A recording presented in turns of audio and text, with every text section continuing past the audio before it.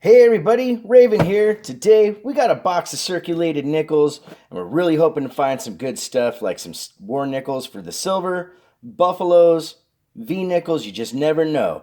I'm gonna get through this box real quick and see what we find, and come back with the world famous nickel mids and see what we get. Raven Hot Coins, stay tuned. All right, everybody. So we got the nickel mids up, and I found this really strange looking roll. As you can see, there's a dark, thick line that goes all the way around. And normally when that happens, that ends up being a foreign or a really damaged nickel. But we're going to open this up and see what we get live. All right, here we go. And let's see. Wah, wah, wah. Just a damaged nickel. Oh well.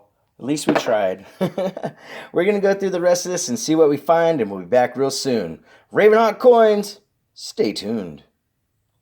All right, everybody, so we got through the first of the nickel mids, and I'm very happy with the finds. We have a couple from 1959, pretty common, so I'm just going to show one of this year. I'll show both. All right, so 259s. Let me get that to focus a little better. That's a Denver, I think. Yep, 59 Denver. Couple 1958s. Denver. And another Denver. Then we have from 1952, a Philly. Then we have two Silver War nickels. Yes, war. Huh. Nickel. 1943 Philly. And a 43 San Francisco. So very happy with that. Hopefully this keeps happening throughout this box. You just never know what's going to happen. It's all about searching and in the numbers. We'll be back soon. All right, everybody. So we got through the next of the nickel mids, and here we go. Let's get this to focus. 1955 Denver and 58 Denver, which I put those in the wrong order, but so far just the two war nickels and a bunch in the 50s. Got the fingers crossed. We got three more nickel mids to go. Hopefully we get something good. All right, everybody, we've gotten through the third of the nickel mids, and here are our finds. We have another coming out of 1958 from Denver, followed up from 1941 Philly, and we got another war nickel, 1943, I think it is. Let me relook. My eyes play tricks on me. Yes. Oh, no. 1942 Philly.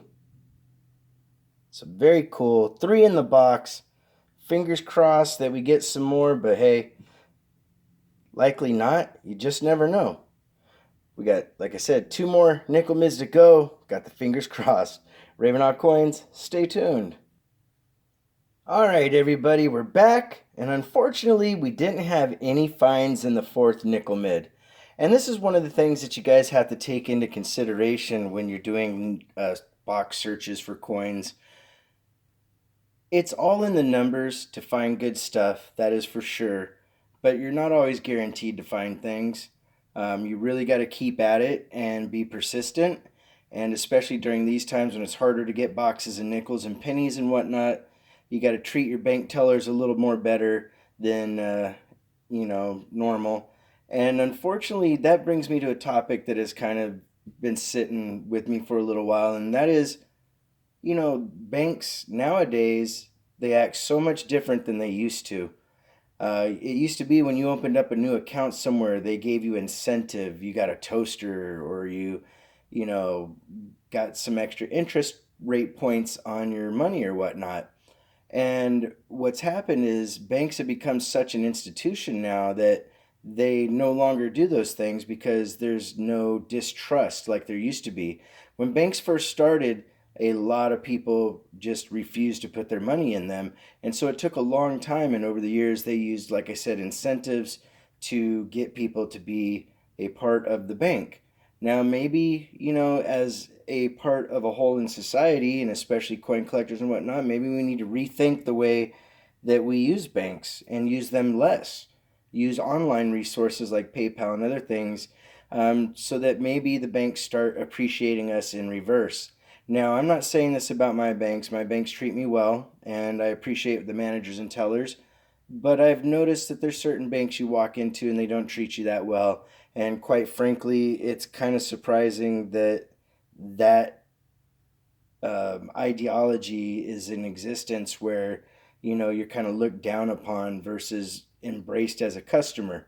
Anyways, I got on a soapbox there for a second. We got one more nickel mid. Got the fingers crossed. Hope we find some good stuff. Ravenhawk Coins. Stay tuned. All right, everybody. So we got through the last of the nickel mids. We have some finds. We have a 1957 Denver, a 48 Philly, a 56, I don't know why I have this in the wrong order, but oh well, Philly, and last but not least, a 46, which is kind of cool, a decade apart, Philly.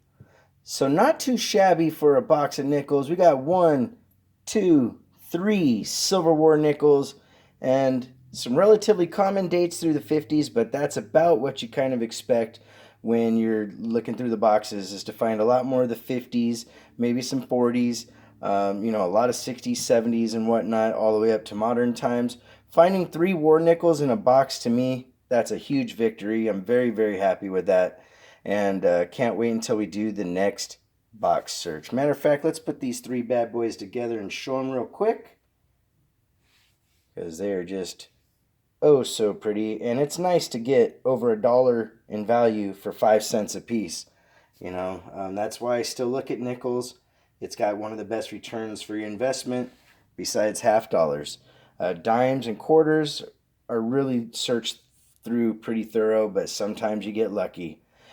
Like always, if you want to correspond, it's ravenhawkcoins@gmail.com. Our P.O. Box is 721-296, Norman, Oklahoma, 73070. Look at how dirty those hands are. Like always, please make sure to take care of another, and we'll see you in the very near future. Ravenhawk Coins, have a great day.